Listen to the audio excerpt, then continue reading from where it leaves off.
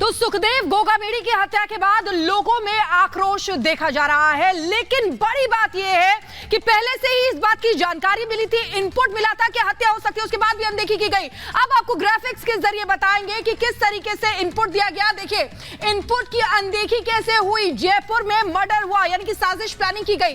क्या था इनपुट? साजिश की जानकारी थी, AK-47 का इंतजाम था।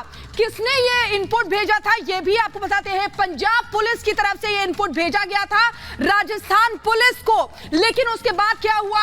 राजस्थान पुलिस ने इस बात की अनदेखी कर दी। उसके बाद किसकी सरकार थी? गहलोत सरकार। गृह मंत्रालय भी किसके पास था? अशोक गहलोत के पास। ये बड़ी बात है। सरकार ने क्या किया? गोगामेड़ी को सुरक्षा प्रदान नहीं की और इसी का खामियाजा उठाना पड़ा कि किस तरीके से सुखदेव गोगामेड़ी की घर में घुसकर हत्या कर दी गई। और अब पूरी तरीके से उबाल देखा जा रहा है, आक्रोश लोगों में देखा जा रहा है। और इसी बीच एक और बड़ी खबर आ रही है। बड़ी खबर के लिए रुख करेंगे मेरी सहयोगी मोनिका का।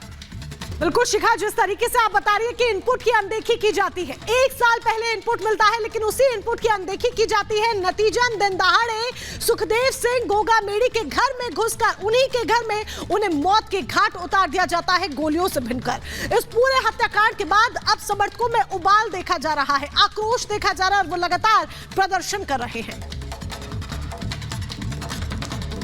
आज आक्रोश नहीं, हम अपने अधिकार मांग रहे, और अधिकार कोई छोटा मोटा नहीं। आपसे मैं सिंपल सी बात पूछना चाहता हूं, कोई छोटे मोटी हत्याकांड नहीं है, यह महाहत्याकांड हुआ। महाहत्याकांड का जवाबदार कौन है?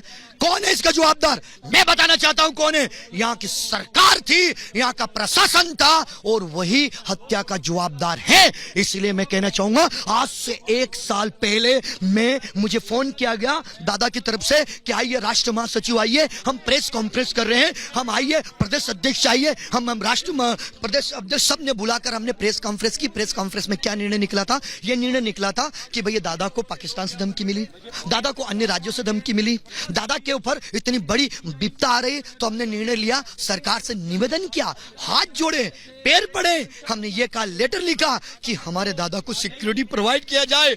आज यदि वो सिक्योरिटी होती तो आज दादा हमारे बीच में होते। यदि मैं आपसे एक सवाल की बात कहना चाहता हूं, सिंपल, प्रशासन चाहे और कानून चाहे तो चप्पल चोरी मंदिर से नहीं हो सके तो फिर अंदर में आकर घुस के ठक ठक ठक ठक गोली मारता है। वो कौन से गली से गया? वो कौन सी गाड़ी से फरार हुआ? वो कौन सा मंत्री मिला हुआ है? वो कौन सा माफिया मिला हुआ है? मुझे इसका जवाब नहीं चाहिए, मुझे इसका रिजल्ट चाहिए, मुझे इसका रिजल्ट चाहिए। तलवार का जवाब तलवार से, गोली का जवाब गोली से। और अगर आगे कार्रवाई नहीं होती है तो आगे कैसे बढ़ेंगे आप? अगली कार्रवाई नहीं हुई तो राजपूतों ने बलिदान दिया है और सर कटवाया है, और सर कटवाना और सर काटना जानते हैं। और उससे पहले मैं आपको कहना चाहता हूं, छत्तीसगढ़ की सरकार, मध्य प्रदेश की सरकार और सबसे महत्वपूर्ण राजस्थान की सरकार को कैसे बनने देंगे? क्यों बनने देंगे? किस लिए बनने देंगे? महाराणा प्रताप, सूरवीर पृथ्वीराज चौहान जैसे उनके खून से सींची हुई धरती को बलिदान करके आजाद करा इस धरती को, और उसके बाद आज हमारे दादा को सरकार बनी नहीं और खून से लथपथ करके उनकी हत्या कर दी। हम उसे कैसे माफ कर देंगे? क्या सरकार बनने देंगे? और यदि इसके बावजूद भी सरकार बनती है तो मैं नहीं मानता हूं कि वो सनातनी सरकार हो सके। फिर गोली का जवाब गोली से, तलवार का जवाब तलवार से। और 4 डिमांड। सबसे पहली, उन परिवार में 2 बच्चियां हैं, छोटी छोटी बालिकाएं, हमारी भतीजी है, उनका कौन रक्षक होगा?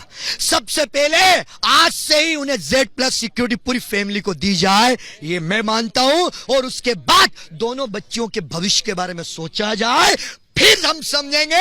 और तीसरी डिमांड हमारी आंखों के सामने, या तो सजा दे दे या राजपूत को सौंप दे। हम वीर थे और वीर जैसे युद्ध लड़ेंगे, उसके गोली का जवाब गोली से दे।